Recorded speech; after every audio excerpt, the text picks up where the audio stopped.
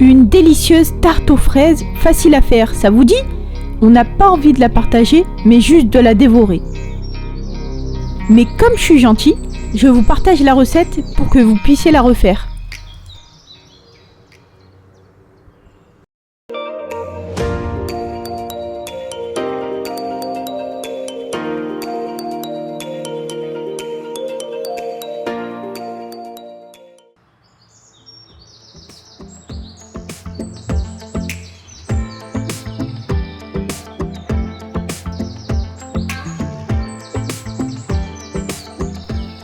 Bonjour à tous, c'est Patty Sud. Aujourd'hui, on va faire la tarte aux fraises, un dessert frais et de saison dont je ne me lasserai jamais. Elle se compose d'une pâte sucrée, d'un fond de confiture de fraises, d'une belle crème pâtissière, de belles fraises fraîches, d'un nappage neutre et d'une crème chantilly.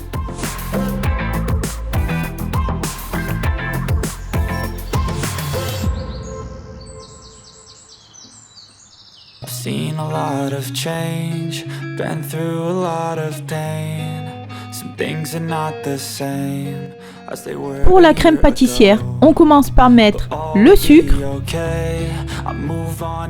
la fécule de maïs, les jaunes d'œufs,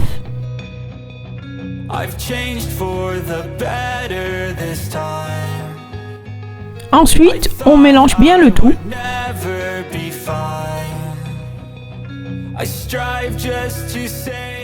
Et ensuite on va détendre le mélange en versant un petit peu de lait. Pas la peine de peser, il suffit juste de prélever un petit peu de lait des 30 centilitres qui étaient prévus. On réservera le reste de lait pour plus tard. On ajoute ensuite notre arôme de vanille liquide. Et on remue bien pour bien dissoudre le tout. Maintenant, on reprend le restant de lait qui nous avait servi tout à l'heure et on va le porter à ébullition.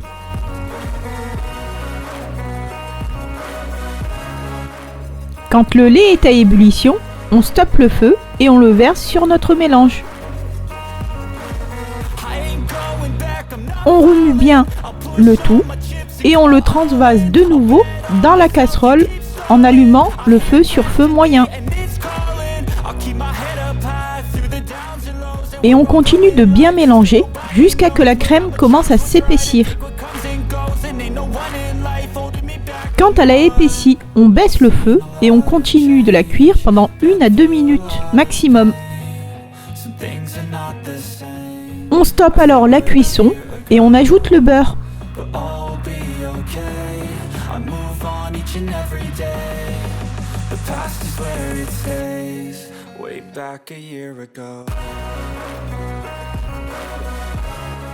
Ça y est, notre crème est prête, on va pouvoir la réserver dans un cul de poule.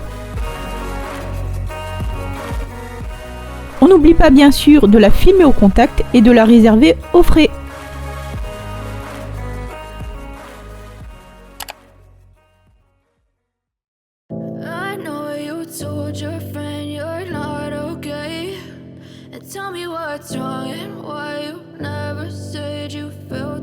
Dans un cul de poule, on va mettre 110 g de beurre.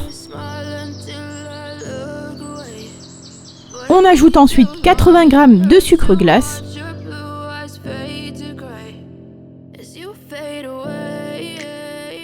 Et avec la feuille du robot, on vient mélanger le tout vitesse lente. On ajoute ensuite un œuf entier, soit l'équivalent de 50 g, ainsi qu'un gramme de sel fin, soit l'équivalent d'une demi-cuillère à café. On incorpore également la poudre d'amande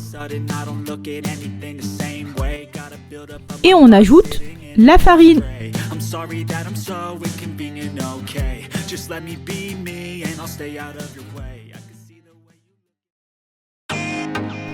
Et on continue de mélanger le tout vitesse lente avec la feuille du robot. Quand la pâte commence à se ramasser, on vient stopper le robot. Vous devez obtenir cette consistance.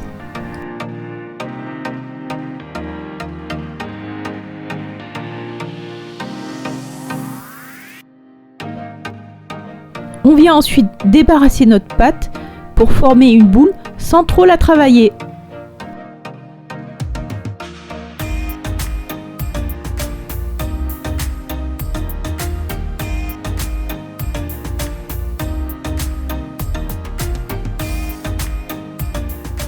On vient ensuite la filmer au contact et la réserver 30 minutes à 1 heure minimum au réfrigérateur.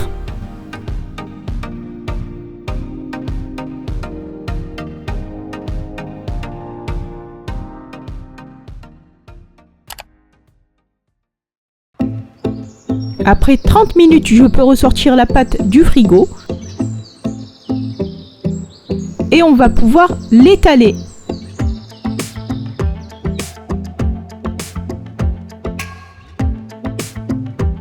Si vous n'avez pas de tapis en silicone, vous pouvez très bien le faire sur 2 feuilles de papier cuisson.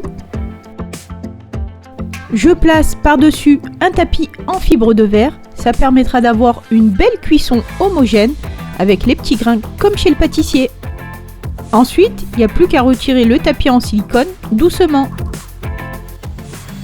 Pour cette tarte, j'ai choisi un cercle à tarte de 20 cm de diamètre, mais on peut très bien changer de dimension.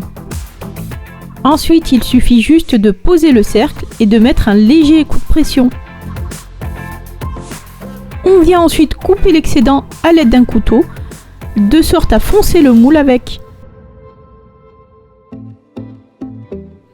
Si vous vous apercevez que votre pâte est trop molle, n'hésitez pas à la remettre quelques minutes au réfrigérateur.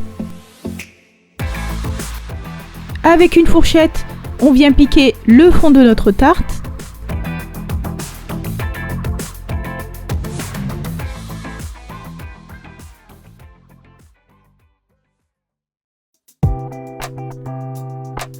En attendant que votre four soit préchauffé, on garde la tarte au réfrigérateur et quand c'est prêt, on l'enfourne à 180 degrés pendant 25 minutes environ.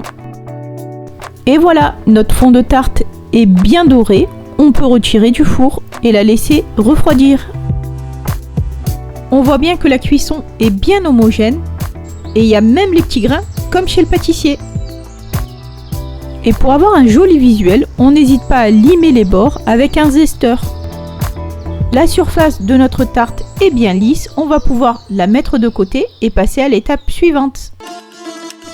Place au montage. Tout d'abord, on va commencer par étaler une fine couche de confiture de fraises sur le fond de notre tarte.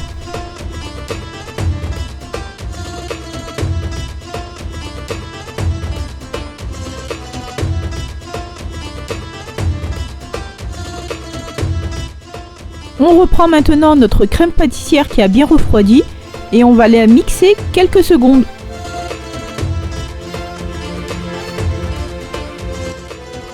On voit bien que la crème pâtissière est bien lisse et bien brillante à présent.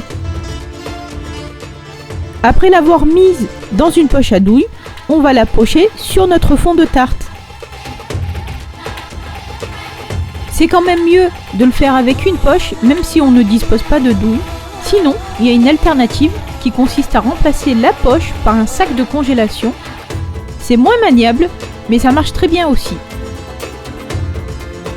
Et pour ceux qui ne veulent pas s'embêter, on peut très bien étaler la crème pâtissière avec une cuillère. Et avec une spatule, on va lisser légèrement le dessus.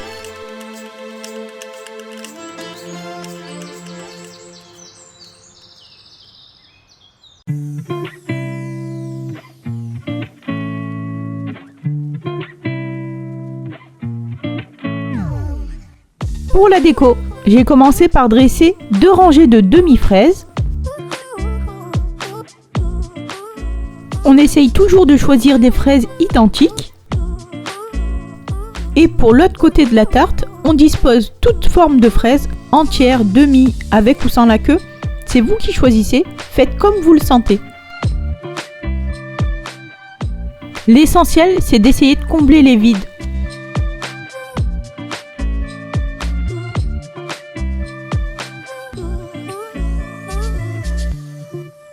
Une fois qu'on a disposé nos fraises, on vient pocher la crème chantilly avec une douille Saint-Honoré sur la tarte aux fraises.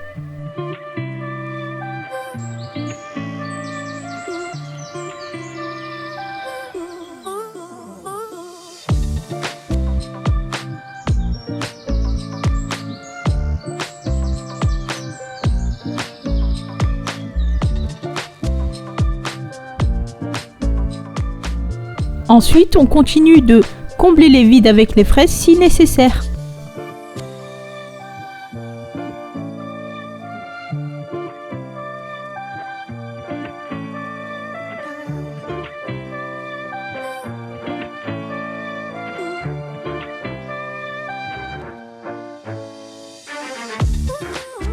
Et pour finir, on vient napper nos fraises avec un nappage neutre.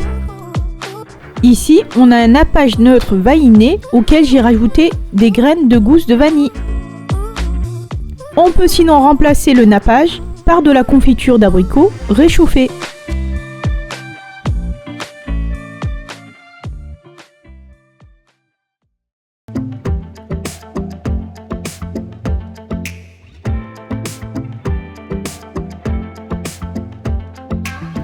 La recette de la tarte aux fraises est à présent terminée. J'espère qu'elle vous aura plu. Si c'est le cas, n'hésitez pas à liker et à partager la vidéo. Et si vous avez des questions, n'hésitez pas à me le dire en commentaire. Je réponds à tout le monde. Sur ce, portez-vous bien et je vous donne rendez-vous bientôt pour une nouvelle recette.